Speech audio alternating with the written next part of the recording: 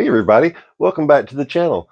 As you can see, I've been making some changes, so hopefully the channel will be better from here on out. I got more changes coming, so keep watching and subscribing and all that stuff. Today I'm going to show you how to make some cool action figure displays. They're tiered action figure displays. A lot of people buy these tiered spice racks and they make good action figure displays, but I can make them for a lot cheaper than these. That wood one right there costs about $10. And if I wanted to have enough of these to fill a whole bookcase so I could have a whole display case for my figures, you'd end up buying about 10 of these, cost you about $150. I'm going to show you how you can make these for less than $2 a piece. And you're going to be using foam board and glue. That's pretty much it. So you can make about 2 out of 1 piece of foam board, and with about this much glue. So that $4 bottle of glue will go a long way. You might pay about $3.50 for one of these foam boards, but you can get about 2 of them out of there. So you can probably make these for less than $2 a piece. You want to fill up a whole bookcase, probably fill a whole bookcase up for less than $15. So maybe 20. But that's the price of 2 of these. So it goes a lot, your money will go a lot further. And also you can make these to your own specifications. The thing about the ones you buy in the store, they go up about this much. I'd like them to go up about that much so that they don't hide the figure behind them. So you can make them to your own specifications. You can make them as wide as you want. So if you are making a bookcase display, you can do one for the whole shelf. Make it about 28.25 inch wide, and make about 5 of those for your 5 shelves, and you're done. So I like that you can customize them to your own specifications. So this is one that I've made out of foam board, and I'm going to show you what you need, and then we'll cut to the other camera angle and I'll show you how to make it. So first you're going to need the foam board, and they're about 20 inches by 30 inches, and like I said, you can get these for a good one, probably about $3 a piece. You can get them at Dollar Tree for $1.25, but foam board's made by having a thin piece of foam sandwiched between 2 pieces of paper. The paper cardstock at the ones at Dollar Tree are very thin and they peel off real easily. So if you can do this and it doesn't bend, it's probably good enough. The ones at Dollar Tree, when you get them to do this, they're going to bow like a U. So make sure you don't skimp to the point that you don't get a good sturdy board. But as long as you got a good sturdy one somewhere, it doesn't matter what you pay for it. But just, you can test it like that. Just take it and just kind of push down with your thumbs and see if it bends. If it doesn't, you're good.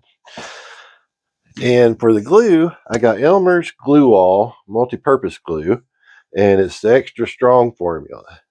And like I said, I paid about $4 for this bottle. It's down to about here, and I've made about 3 or 4 of these out of it. So this will go a long way. And you can use wood glue. You can use a glue gun, but remember, if you use a glue gun, it can melt that styrofoam in between the paper. So just be careful. If you do use a glue gun, get one you can adjust the setting and put on a lower heat setting, so you don't melt that styrofoam. Other than the foam board and the glue, really that's your only expenses other than tools. So you're going to definitely need something that's a straight edge, and preferably one you can measure with. You're going to need something you can measure with. So, that's 2 in 1 if you can find a good sturdy ruler. Also, these come in handy if you have one of these. I'll show you why as we're making these. This is optional. I just like that it's raised up, and it kind of helps me guide my blade as you go. So the thing about foam board, if you get your blade at an angle, it's not going to work right unless you mean to do that. But if you have something that is raised up like this, it kind of guides your box cutter. You can put it right there. You can push over on them, but once you get your blade down in there, it'll guide it. So that's why I use this. I'll show you what I mean when we get to making it. And then the box cutter. I get the ones that you can change the blades out just for convenience. To do that, all you do, you slide that off, slide this all the way out the bottom, and you can change your blade out. So I just put a new one in here. I had one in there that I used the same blade to make 3 or 4 of these already. So the blade will go a long way, and you can break these off in sections as you go to keep it sharp. When I get down about halfway, I usually change the blade out if I'm still doing foam board stuff. Or I'll just use that box cutter for something else and get a whole new box cutter. But they're good for opening packages or whatever, but you need to have a little bit of length for doing the foam board work. So I try to keep it at least to half that length at all times. Um, that's why I get the ones that you can replace, because I can take that blade out and I can save that for other stuff. So that's why I like the changeable blades. That way you don't have to go through the whole box cutters over and over. And this is my good friend. It's a small carpenter square. It just helps me make sure everything's nice and square as we glue it together and stuff. It's also, you can make, if you're making a standard size one over here, you can do all your measurements with just that. It can be the straight edge also. So if you're making a bigger one, you're probably going to want the longer straight edge, but you really don't need the really long one unless you're making one bigger than this. And another thing about that is you can make these as wide as you want, but I'm making the one today at about 1 foot wide, because that's kind of a good standard width to go on to make it kind of modular, so you can line them up side by side as many as you need. They can kind of fit in different places. Like I said, you can make these to your own specification, but for today's purposes, I'm just going to do kind of a standard size that's close to the spice racks you buy. And I think that's everything. Oh, paper towels.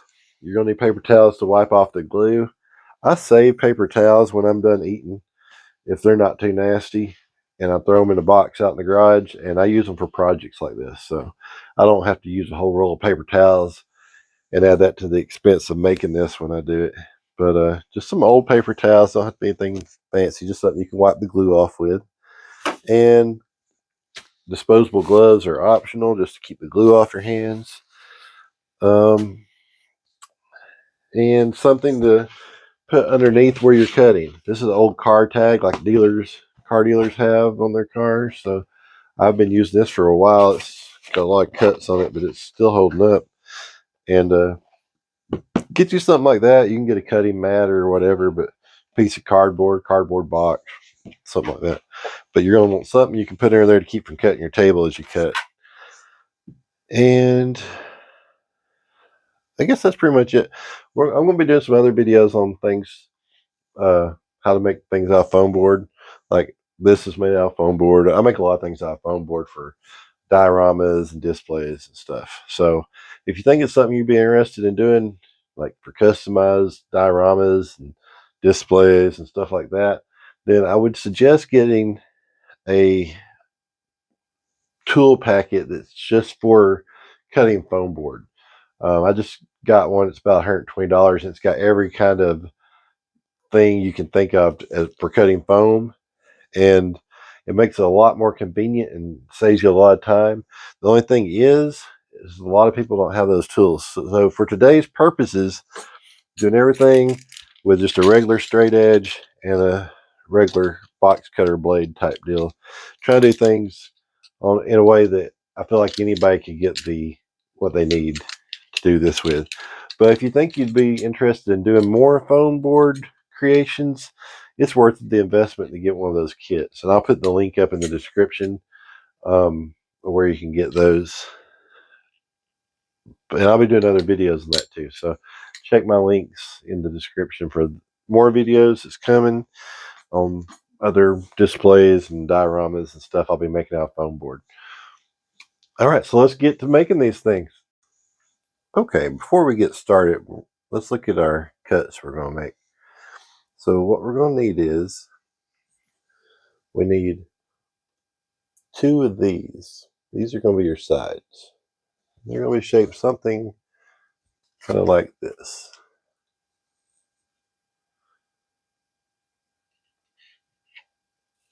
And I actually drew that to scale, so there you can kind of see I've already cut this out. But that's going to be your 2 sides. You need 2 of those. I've got 2 of these already cut out. And then you're going to need 3 of these. They're going to be 3.5 by 12. That's going to be your shelves, basically. So that's where the figures will actually stand. So they'll go across,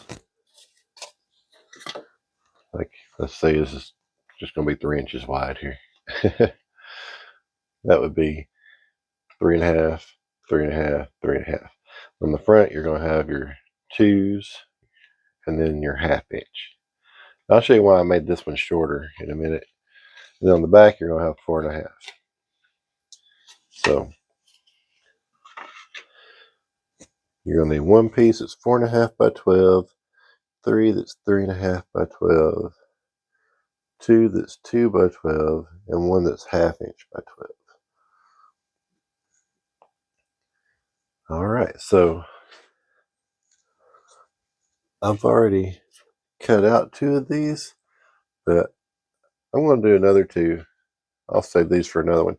I'm going to do another 2 just so I can show you how to do it, and then we'll do the other pieces. So it's going to be, altogether you're going to have 2 of these, and you're going to have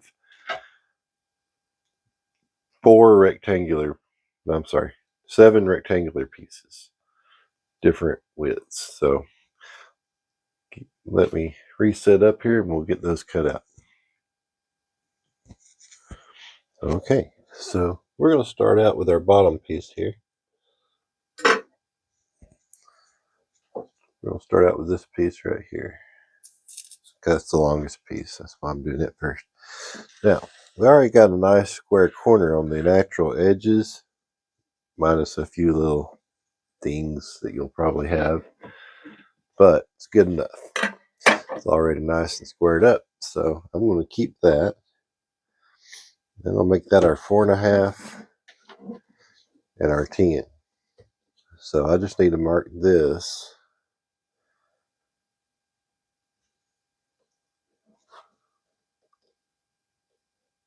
This is another reason I like this. I can back this up right to the edge of this, and then I can just put my square right against that. So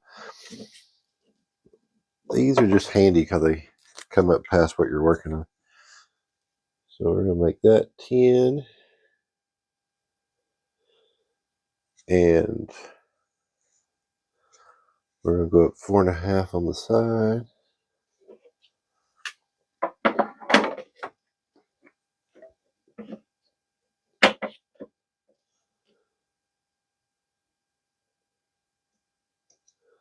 And 4.5 is going to come in 3 inches. So about, just got ballpark it here.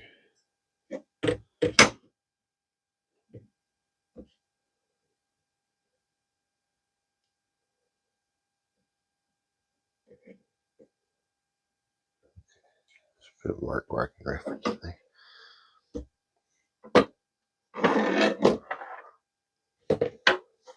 It should be square enough that I can just draw a 3-inch line there.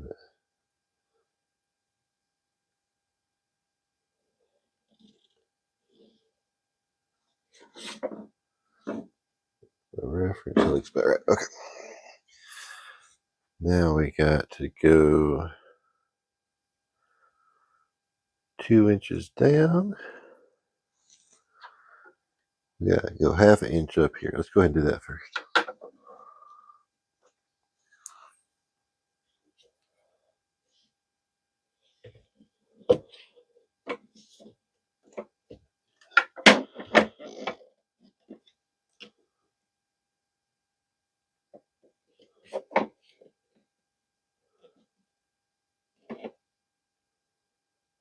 Okay, let's do this.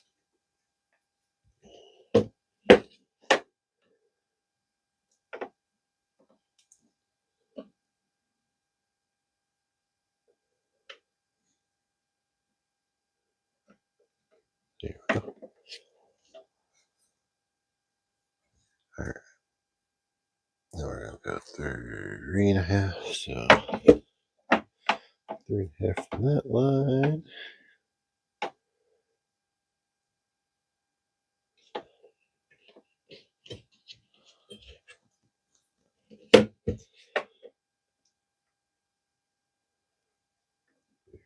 Here.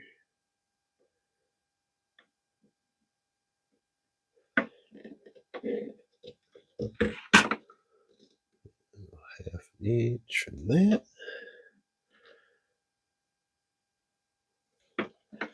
And connect the dots.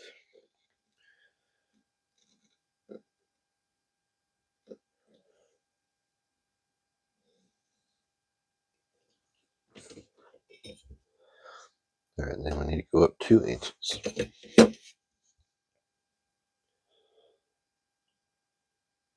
This is why I like to use a square, because it makes it a lot easier to measure out what you need.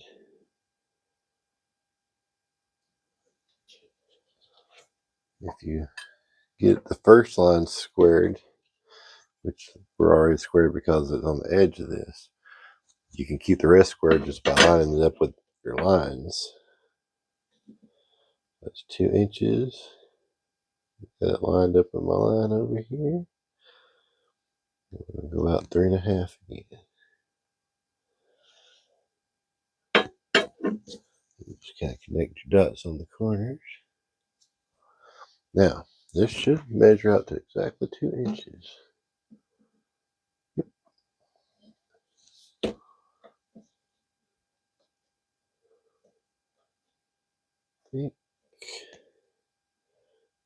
Out just a little bit. I drew that line just a little bit too long. Okay, that's better.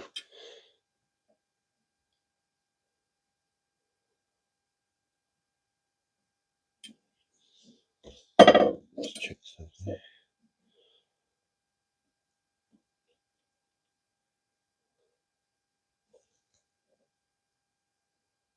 Okay. That should be squared.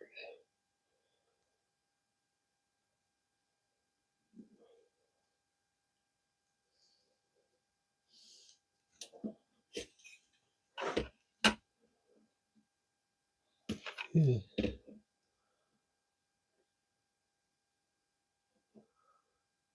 All right. So we're going to want the same thing again.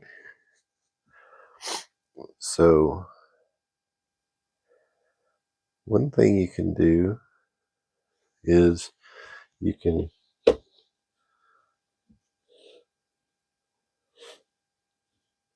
do it kind of like that. If you're good at cutting and don't cut into your other pieces, which if you have the foam board cutting tools I was talking about, I want to do another review on, you could do this. So I could cut out one rectangle, and then that gives me a little bit of room for error if I go past these little. Let's do it that way. That'd be a good way to do it, I think. So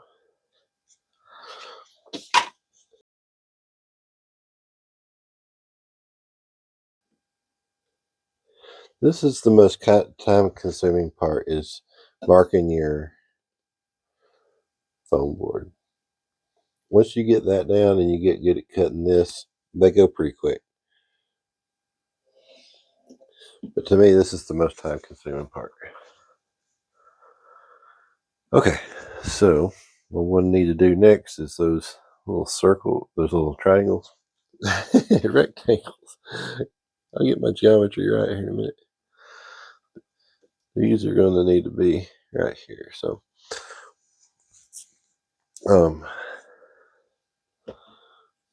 basically they're a little 1/2 inch we're offset half an inch basically. So what we're going to do is we're going to measure out half an inch, and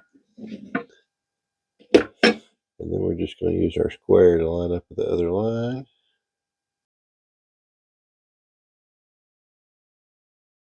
So this will be our room for error. We don't really need these pieces here. These are the pieces we need. So now we're going to cut those out, and then we'll cut out the other parts. Are easy. They're just rectangles. This is the most time-consuming part right here. And like I said, once you make some of these, you can make yourself a form, and technically I could just trace those, and that would be a lot easier. But they're not exactly precise because I haven't actually made sure they're square and all that. But they're pretty close.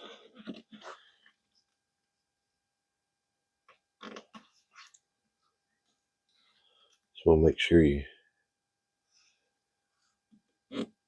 get as close to it as you can, because otherwise it'll be just slightly larger than your pattern here.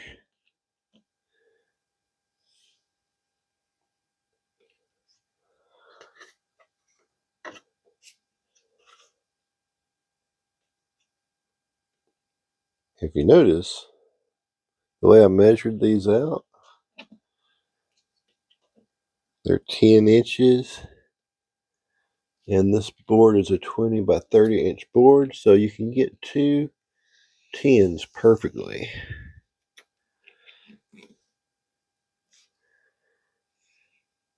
So I try to maximize the most use of my space. That part there is not really square on my pattern there. Quick.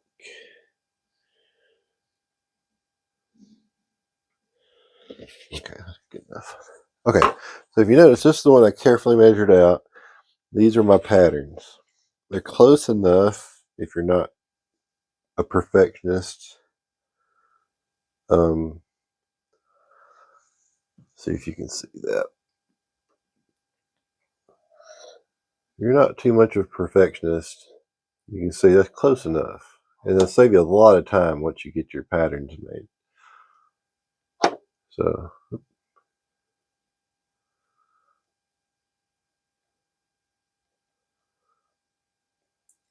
and like I said, I can cut out this right here, and that's gone. It's a 30 inch by 20 inch board. So, if I make these 12 inches long, you can get exactly 2 out of this board with nothing left over, hardly. So, I got it down sort of to a science, but also I try to make it practical. And the reason I want these smaller on the bottom, it just worked out that way, space-wise. But you don't really need the bottom, because let's say this is the depth of your shelf. A standard bookcase is about that deep. You could actually just have this part and not even have this part, and let your figures actually stand on the shelf itself for the first row. So you could just do like that. The reason I don't is because I like having it all the same color, and I think the figures stand out against white good. So I think even though it's just barely a ledge, I like the way that looks better. But technically you don't even need this row right here. So you could actually make just these, and you could save a lot of your foam board if you really want to mass produce these for cheap. You don't really need that first row. That means you only need 1, 2, 3, 4 pieces instead of 1, 2, 3, 4, 5, 6 pieces. And then you need your back. But what I want to do first of all is I want to get rid of all this and get it out of the way. So I'm going to cut out one rectangle right here, and I'm just working with this then. That makes it a little easier. So I'm going to put this right along that line. This is going to guide my cut. I'm going to stick this in down here as close as I can get. I'm going to puncture the board, and then I'm just going to pull next to this yellow block. And that's going to keep my blade straight. Now, don't let up on your block yet. But you're going to have to do this 2 or 3 times before you start feeling it cut all the way through.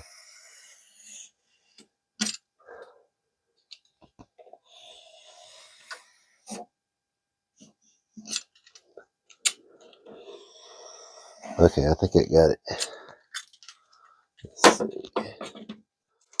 Yeah. Alright.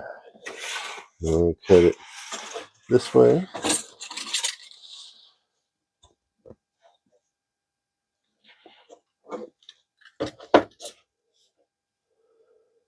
And notice I'm trying not to cut too much more into... On that one, it doesn't matter if I was going to go across that anyway. But on this one, I'm going to get as close to that corner as I can and not go beyond that before I push down. And then just pull it along your yellow block. Oh, I got it. And one time at a time. I put a new blade on there, so it's real sharp. Sometimes you have to make 2 or 3 passes. So this is the piece I'm going to work with. What I'm going to do while I'm at it, I'm going to go ahead and cut this too.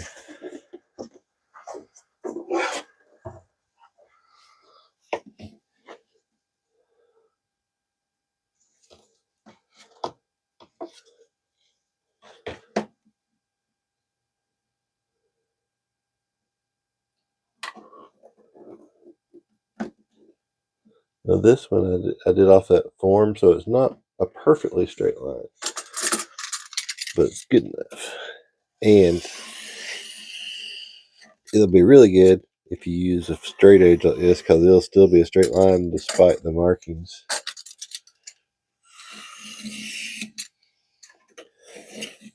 That should go. Yep.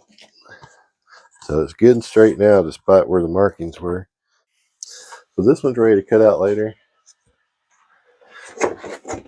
We got a pretty good piece of board left. That's where we're going to cut our shelf pieces out. We'll put that aside for now. Go ahead and finish cutting this.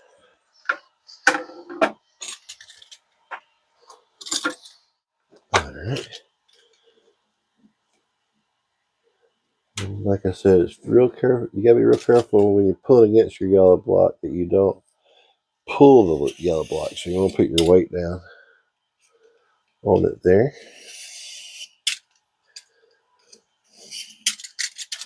Now I might not have. Okay, I'll show you this in a minute. Since we got this extra space to work with, it's okay. On this piece though, it'll be trickier. So I'll show you. We'll get right in that corner and press down and pull it along. On this one, I have to stop or I'll cut into my next piece. So that's the tricky part. Now you can cut in just a little bit because it's going to be close enough to the other piece when you glue it that you won't see it if it's got a little bit of a place.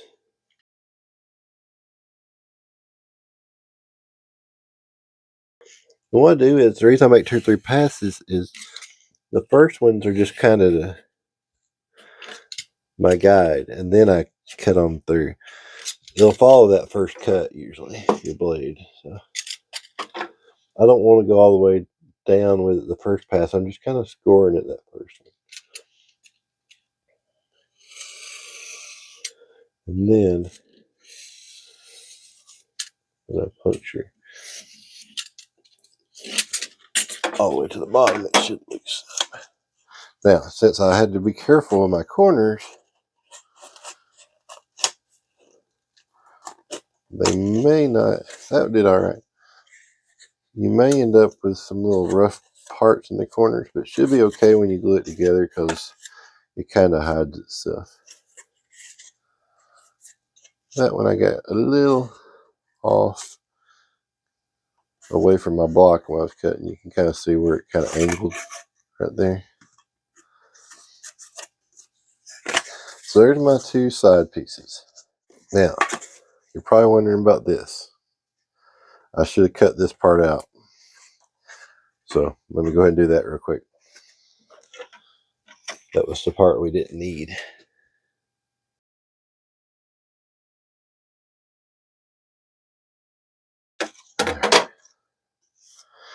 That one there, you can kind of see where I got it off a little bit. I'm going to try to line that up a little better. I'm just eyeballing it. This box cutter is really sharp right now. I just changed it. So if it wasn't, I'd probably use my block right here. But there we go. All right. Then do the same thing for this one. I'm just going to try to eyeball this one and see what happens.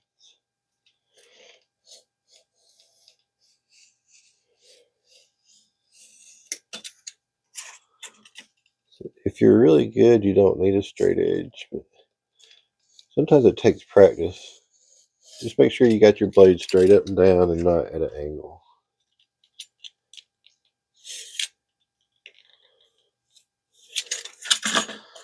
All right. I'm very happy with that. I think it's good. Now, it looks more like what we needed. These rough places, we can clean up when we glue them and everything. I'll show you. Now, the next parts are just rectangles. So I'm not going to talk through those, and that way I can speed it up, and we'll just fly through those. So what we're going to need is, we need 3 that's 3.5 inch. They're all going to be 12-inch long. We need 3 that's 3.5 inch, 2 that's 2 inch, and then 1 that's 4.5 inch for the back, and then the very front of that little one's a 1/2 inch. So I'm going to speed this up. I'm going to do the 4.5, then I'm going to do 2 3.5s, then I'm going to do 2 2s, and then I'm going to do 1/2 inch. So I'm going to speed this up. So here we go.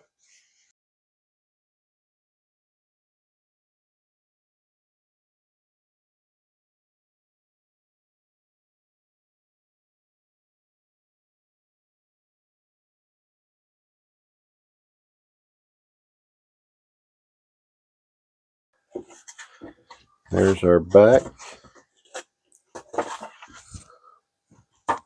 That's the 4.5 by 12.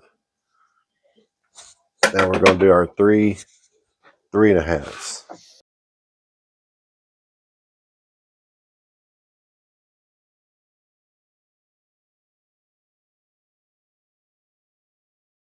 You can actually paint these okay too once you get them all glued together. Just spray a nice coat of paint over it. Don't have to be very thick. But foam board paint's pretty good. So I'm going to do 2 more of these.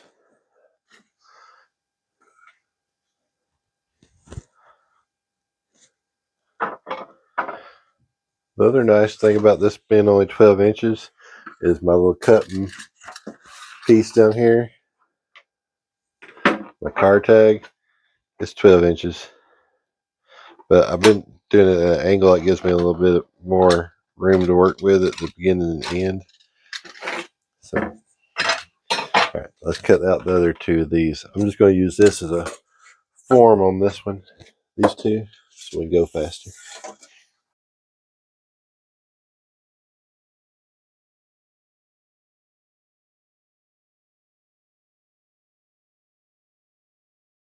Okay, now if I want to do a third one with that same pattern, I'm going to go back to my first one.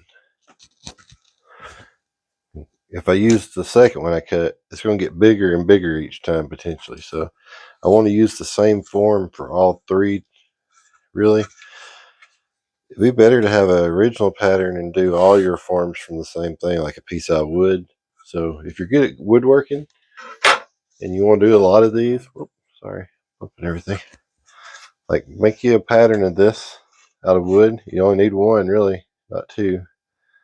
Make one pattern for the 3.5 inch. Make one pattern for the 2 inch. One pattern for the 4.5 inch. One pattern for the 1/2 inch.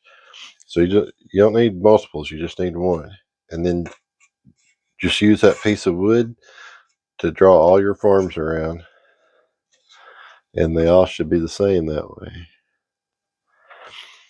So I hadn't had a chance to get my saw out. I'm going to make some stuff out of wood. When I do that, I will show you how to make these display stands out of wood for an affordable price if you'd rather have them out of wood instead of foam board. So let me cut out one more 3.5 inch. Then I got to do 2 inches and 1/2 inch. And we'll be ready to start gluing it together.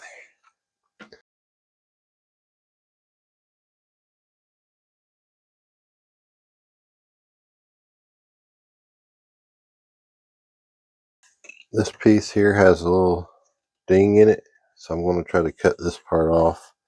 So this line will shift up a little bit right here, but that's why I'm doing that.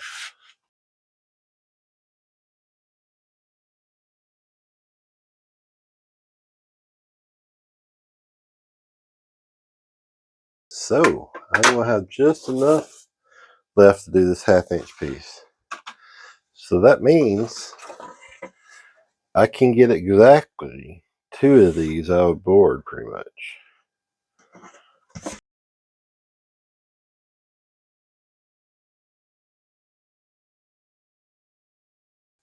Okay, so this part's going to be a little tricky because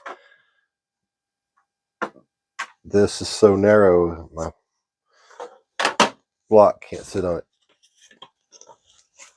But what you can do is even it out. Put something else over here so that your block won't be leaning. And then that should fix it for you. So just use one of the pieces you already cut or a scrap piece. And then that'll be nice and flat so that it won't cut at an angle.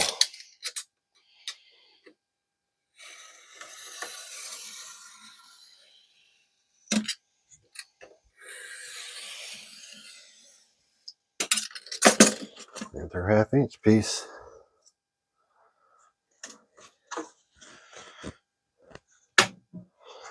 And that's how much is left.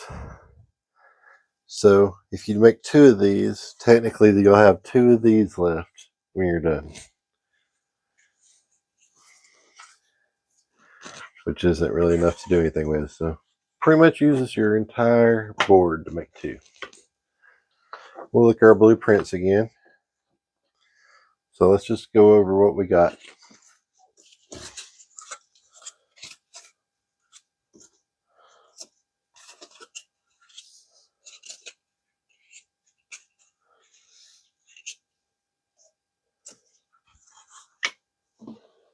All right. So this is what we have on our blueprint. We have the back.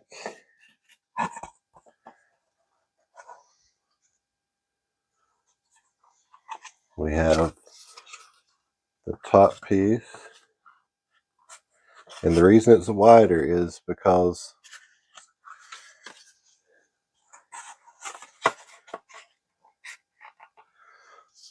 it's going to cover your front and your back there.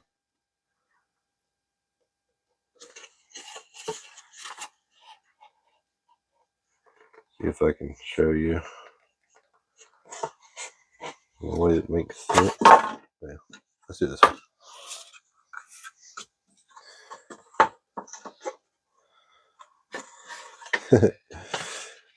It's hard to do if you're not gluing it a piece at a time, but I think you'll get the idea here. All right,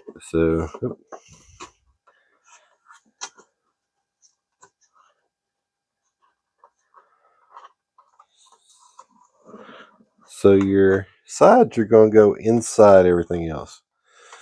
So when this goes on, it'll level out pretty close when it goes over the pieces on the front and the back. So if you look at it without that, it's going to look like you cut it too big, but don't freak out because there's a reason for that. Okay, so like I said, you got your back, got your top step, which is going to cover the front of that step in the back. You got the front of that top step. You got your middle step, which this is going to go like that. And this is going to stick out a 1/4 of an inch and cover the next piece that goes here. And then this will go out an extra 1/2 inch or 1/4 inch to cover the very, very front of that. So I hope that clears it up a little bit if you're confused about what goes where. But just a note, these foam board pieces are pretty much a 1/4 inch thick. They're just slightly under that, but if you're doing measurements, just consider them a 1/4 inch thick, and you'll usually do pretty good. So these are our pieces. We're going to glue all those together.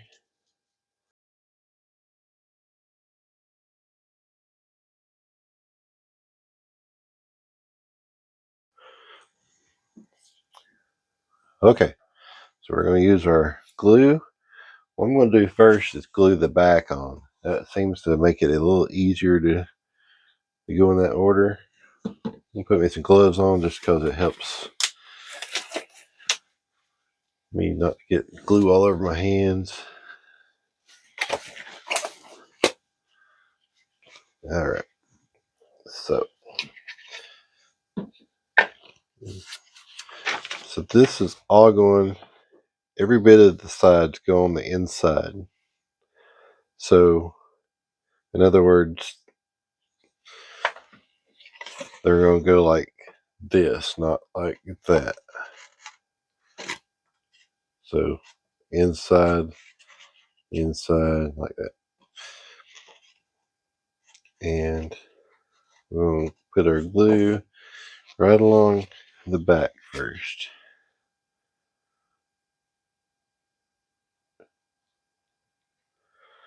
Just try to put a little line like that, nothing excessive. And then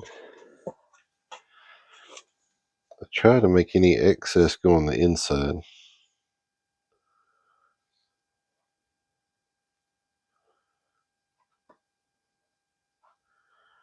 And you want to hold this together for about a minute on each piece to get it to stick.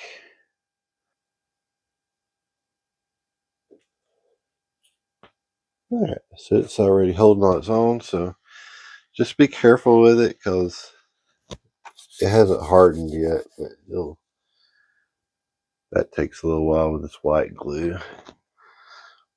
And don't really care that that's on the inside there, but just in case you do, I'm going to try to neaten it up a little bit.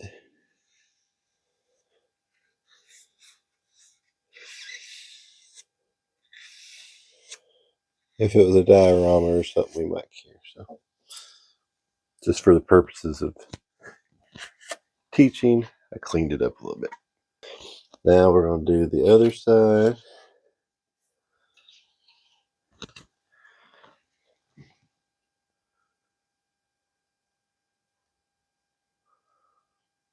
That's pretty much how I do it. Just a little line of glue like that. It's going to spread out when I mash down on it. So.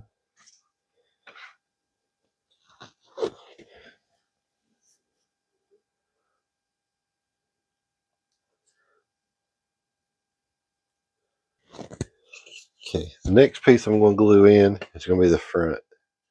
And that's going to make it support itself pretty good while you glue the other pieces on.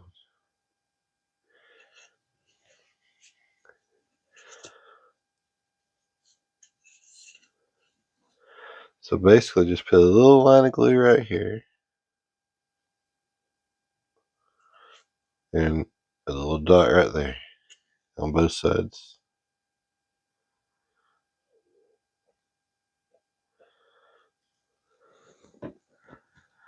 And then you want to square it up nicely.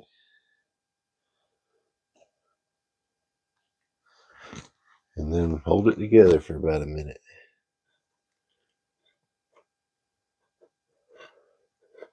Make sure you're looking at both sides. Make sure this one don't go in like that or something where you're looking at the other side. You want it to be nice and squared up.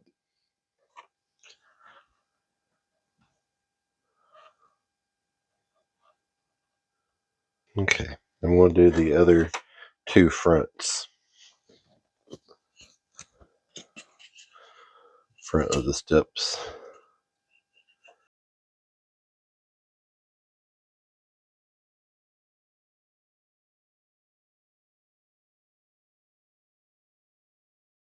Okay.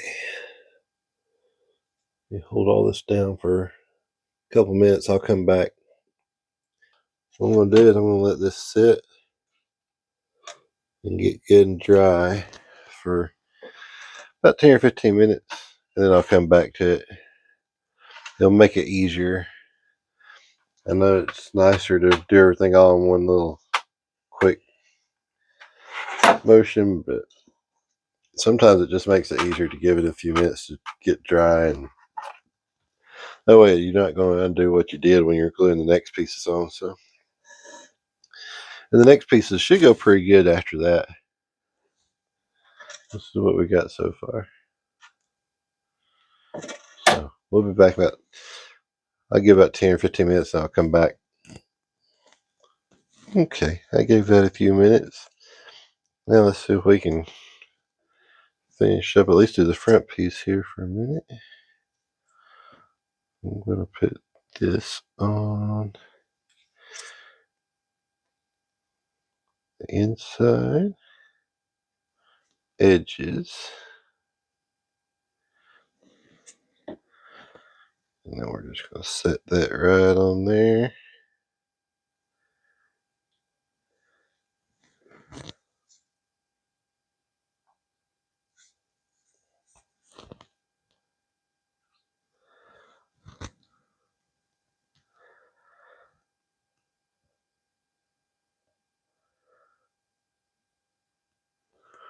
Okay, before you start the next part, you're going to want to square up everything.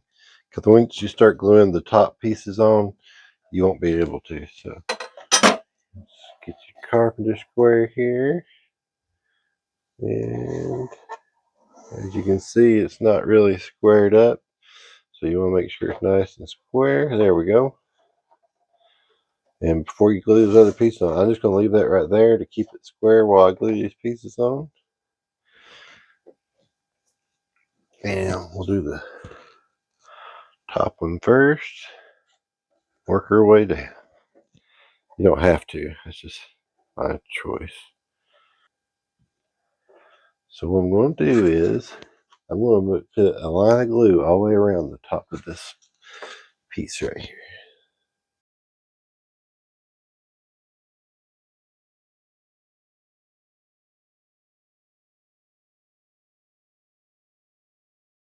And remember to look down here at the bottom and make sure it's squared up. At this point, it should stay squared. This part should hold it in square. So once that gets good and hard, I can move that out of the way. Now with your old paper towels, make sure you throw them away as you go, because you'll do like I just did and stick your hand in a bunch of glue or end up wiping glue back on it like you did a while ago. So since these are scrap towels, what I probably just need to do is just go ahead and say, call them used and done, and throw them out as I go. 2 more shells to go. I'm just going to do these on fast forward and we'll be done and we'll talk about it.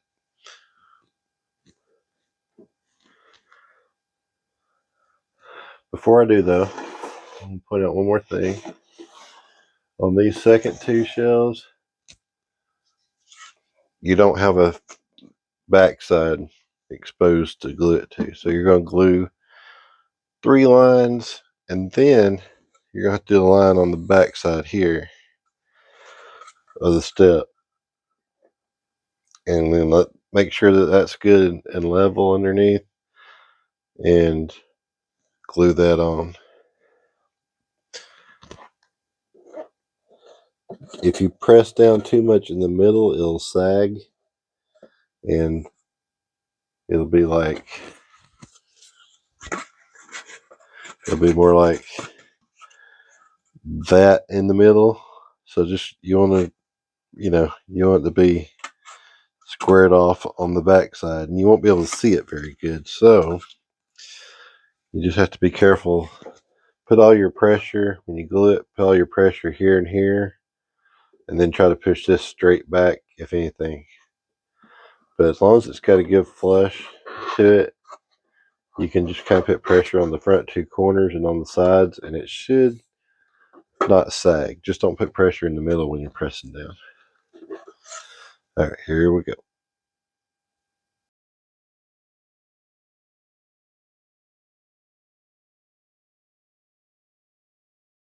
And wipe your excess glue off before it gets too hard. It'd be nice to have 4 hands to do this. But since we don't, just take a break from it for a second, wipe off your excess glue, and then put pressure again.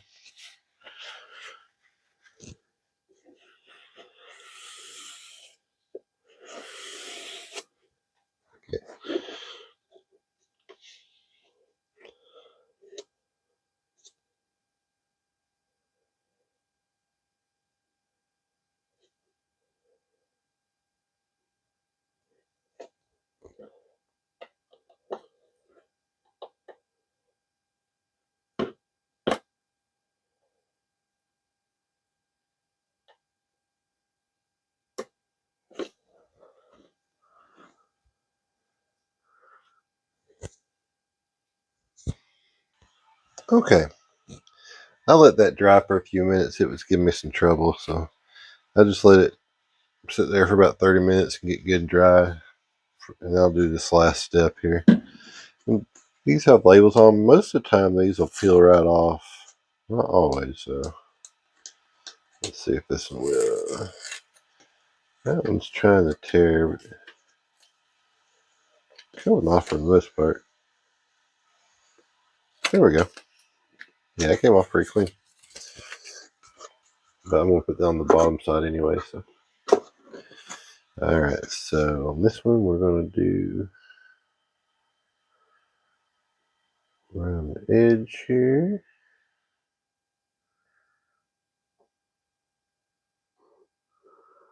This should be our last piece. And we'll look at overall.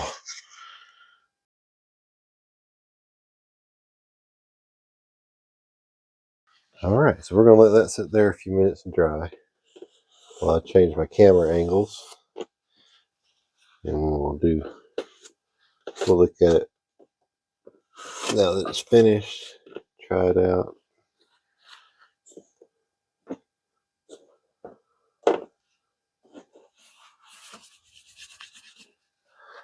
You get any glue on your table or anything, just try to get it up before it dries.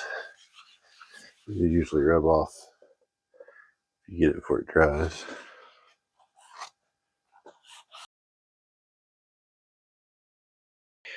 we're going to let that sit there and dry for about, I'm just going to let it sit there for about 30 minutes. Then I'll come back and finish up.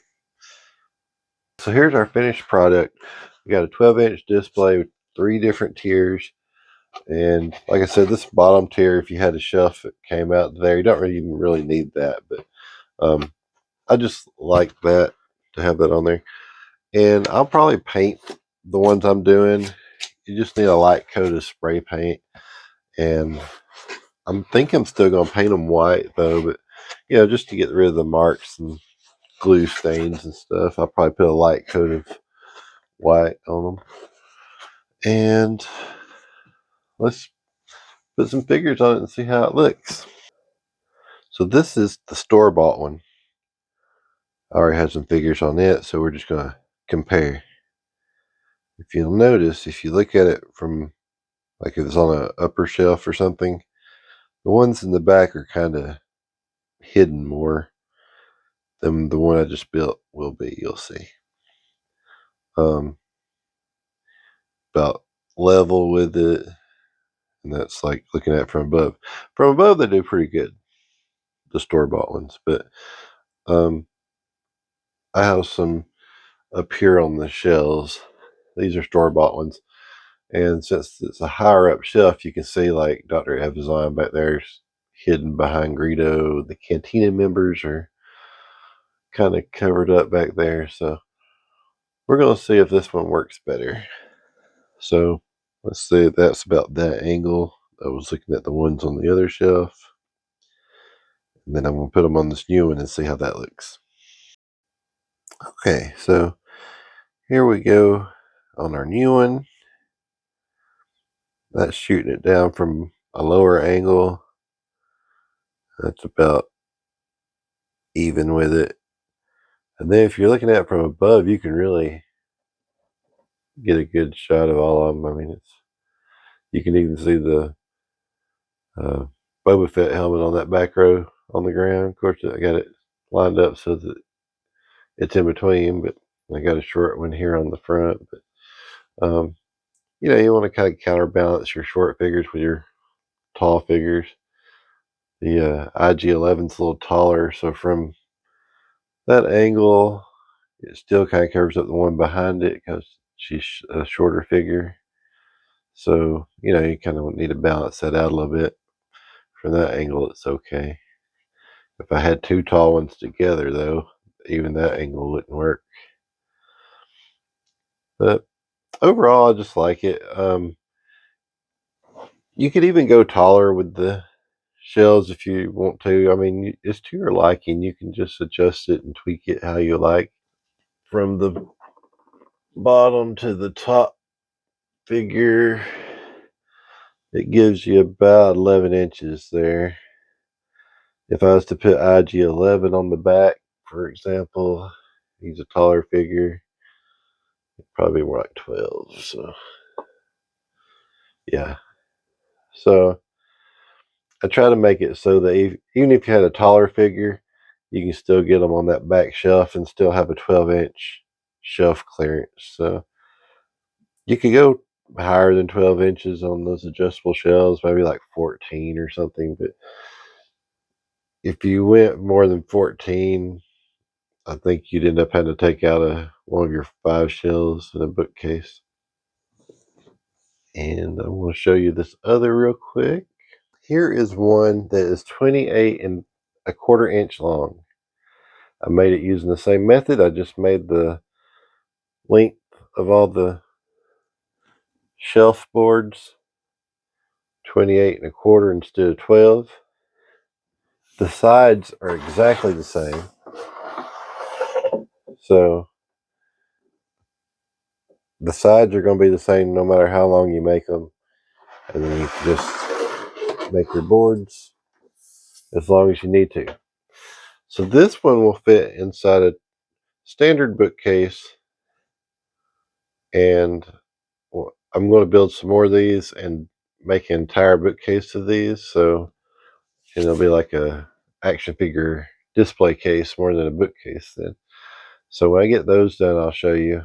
And I'm going to make some that are for 3 3/4 inch figures also. So, but you can use these for 3 3/4 inch, but you have all this extra space as it is.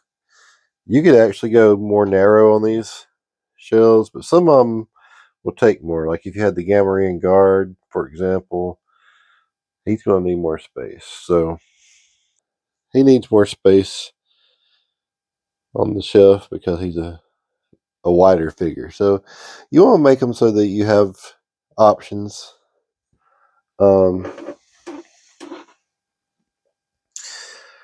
But for a 3 3/4 inch figure, even with one of your thicker figures, you got room for about 2 rows of figures if you had a shelf that wide. So if I did one for 3 3/4 inch figures, I would probably only do like 2 inches most, maybe like 1.5 inches. Let me see what this one is. Okay, these on these shelf right here, these are 1.5 inch shelves, and they do pretty good. This is one I made out of wood. If you want it to, even the fat one here, the Gamma Guard is probably one of the fattest ones. If you had another row in front of this, and these weapons are hanging off, you might want to make them more like 2.5 inches wide. But so probably 2 inches would be fine on these for vintage figures.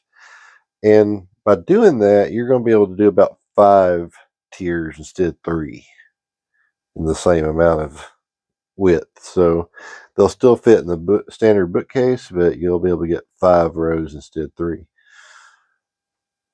And so we'll do one like that. I'll give you the measurements on how to make one. That'll be one of my next videos.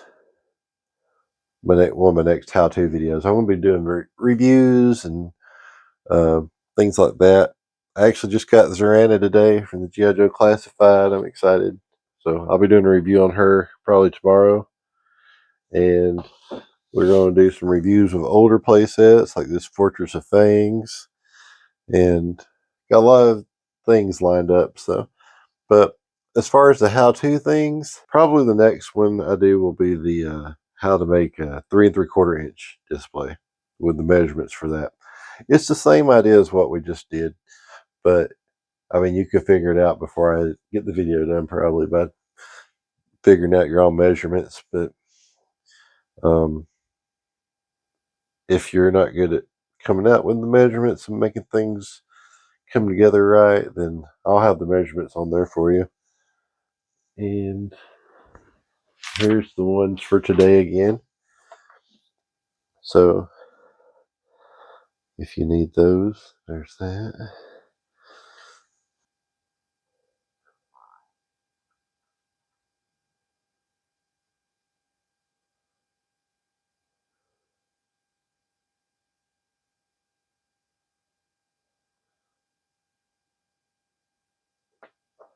So probably on the 3 3/4 inch, it'd probably be pretty much the same except the 3.5.